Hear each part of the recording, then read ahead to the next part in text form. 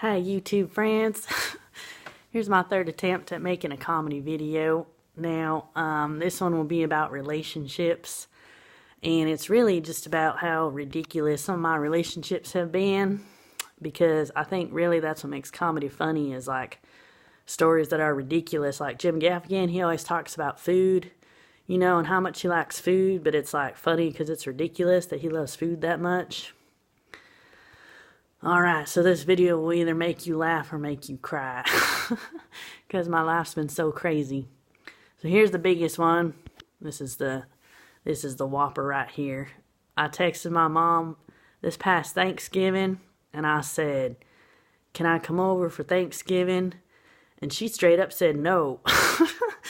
And I was like, man, my goodness, like you could at least pretend like you want to have me over or something.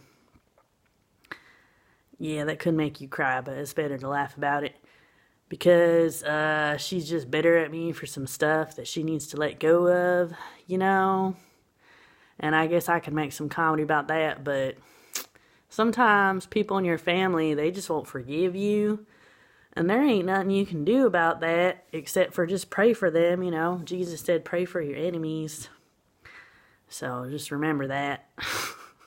It's really all that you can do. Alright, now I got another one. This is another crazy story. I had a stepmom when I was like 9 to 14 or so. And I had a dream that I would be in the WNBA. And she wrote me this horrible email one time, and she was like, "Why would you think you can be in the WNBA? You're not even tall. You're short. Blah, blah, blah, blah." Yeah, that really hurt my feelings. So I gave up on that dream thanks to that email. For real, she killed that dream for me. Just one person, one email, killed that dream. But that's okay, because I went on to be the scholar athlete, and I got straight A's all throughout high school, and I went the smart route, and I was in a great books program in college, and I forgot about basketball. But it's true, I was always short. I was always the shortest person on my team. But I was a good dribbler.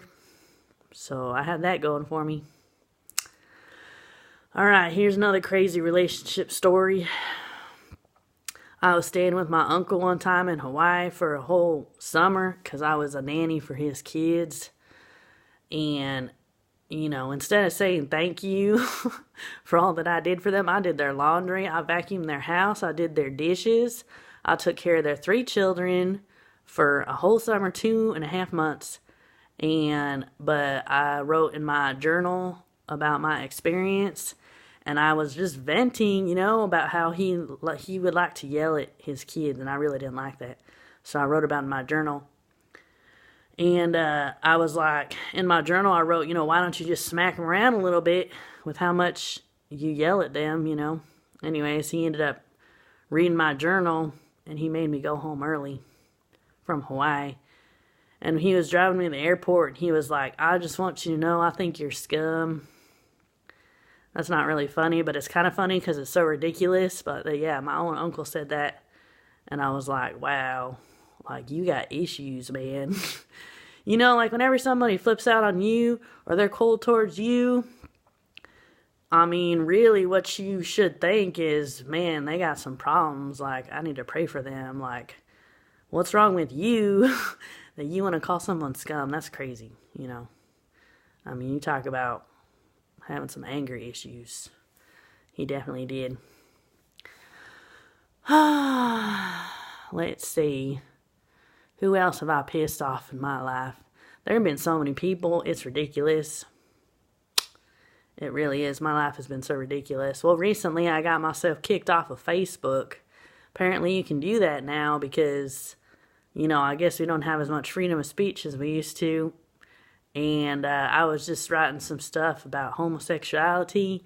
And they were just some I thought they were, I didn't think they were that bad. But I guess I offended some people. So I got myself kicked off of there. And it was real sad too, because I had all my pictures on there from like the time I was 21. So like 14 years of pictures. And I can't access them now. They plumb got deleted. And it was real sad. And I was like, wow, I had a divorce from Facebook And I was pretty depressed about it for about a week. But, I'm on Twitter now, so if any of y'all want to follow me on Twitter, my name's Davis-Bedrick on there. And I haven't gotten myself kicked off of there yet, so praise God. Let's see. What other ridiculous things have happened in my life? Well, one time I was living with my brother, and I guess we thought we'd try it out. I was like 25 at the time, and, he brought it up like 6 months before. He's like, you think we could ever get an apartment together? And I was like, I guess so. So we tried getting an apartment together, and but then I met this real great guy about a month later, and my brother didn't like that, and and you know what he said to me? He literally said that he would tie me to a chair so I would stay there, and I was like, holy cow, that's like a sociopath thing to say right there. That scares me. So I was even scared to go back to that apartment to get my stuff. Because I was like, dang, he said he would tie me to a chair. That's insane, man. Just to keep me there at that apartment with him? That's crazy, man. I'm 25. I should be able to have a boyfriend. Yeah, man, you talk about something that's scary. Anyways, so that was that. Oh, and I can't even really say all the times that my mama yelled at me about, real stupid stuff. Like, one time I didn't want to go to this church picnic, and she, flipped out on me, and I was like, holy cow. Felt like I was in a horror movie. Like, she might as well have been holding a knife at me or something. The way she was, mad at me, it scared me. This other time, she wanted me to go get the CD of a sermon. We were at church in the parking lot, and she was real mad that I wouldn't go get the CD of a sermon. And she screamed at me, and I was like, oh my. I mean, it scared the bejesus out of me. But, she says that she's like that because my grandpa was like that, and he had an anger problem, and he would, yell at my mama and her brother, so I guess that's where she picked it up from. So, it helps me to understand that, but it still was scary. I remember one time she flipped out on me because I wouldn't go to dinner with her and my stepdad, and she got real mad at me, and she was screaming at me. And then I called my best friend afterwards, and I was like, Ashley, why is my mom so crazy? She's crazy. And she said, yeah, I know. And I was like, man, wow.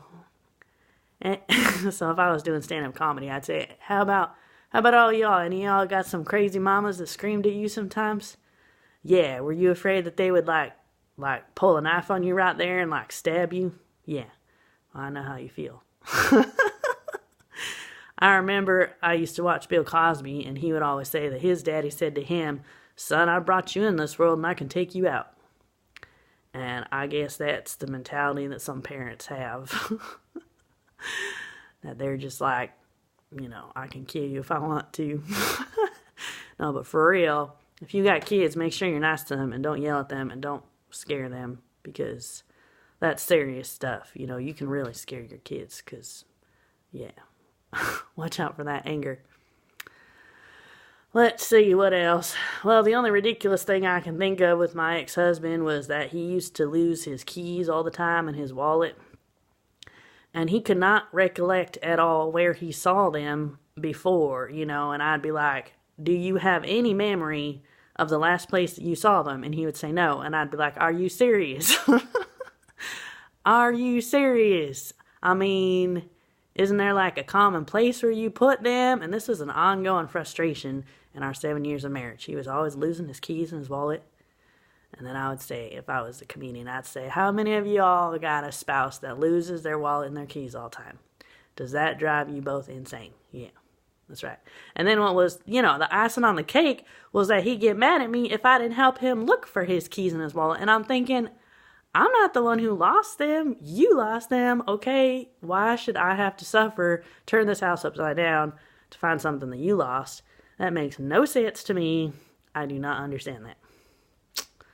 And then I guess there was a few other times where he was driving and I was in the car and he was trying to drive like a race car driver, and I was like, oh my Lord, I'm going to die. And I was so stressed out. And I would tell him all the time, if you keep being like this, you're going to give me a heart attack. And I almost had a heart attack about a year before we split up. because I was so stressed out. You know what else I was having? I was having this weird eye twitch on my left eyebrow. It would just randomly happen, and it was real painful. And you know what the weird thing is? After he moved out, I stopped having that eye twitch. And I haven't had it ever since. And it's the strangest thing, but I was real worried about it. I was thinking, is that like warning signs of like some upcoming like seizure or like a stroke or something? I was like, what is that? But I think I was just so stressed out, because he kept accusing me of like cheating on him, but I didn't cheat on him. And I was like, I was so stressed out. So praise the Lord that we're having a break now and possibly divorcing, because that was real hard. And if I was a comedian, I would say, how many of y'all in a relationship? How many of you have been accused of cheating? Does that not drive you insane? And then I would say, to those of you who keep accusing your spouse of cheating, you need to stop doing that, or you're going to give them a heart attack or a stroke. Okay, let's just say the truth here now. I mean, you can't keep suspecting your mate that they're unfaithful, and expect that you're going to have a good relationship, because you're not. I mean, that will just kill a relationship if you can't trust them. If you can't trust the person you're with, how can you don't have a relationship, I mean, that's like the number one thing. You got to be able to trust each other. And if you don't trust each other, then just go find somebody else, I mean, really, that's what you got to do. I mean, for real.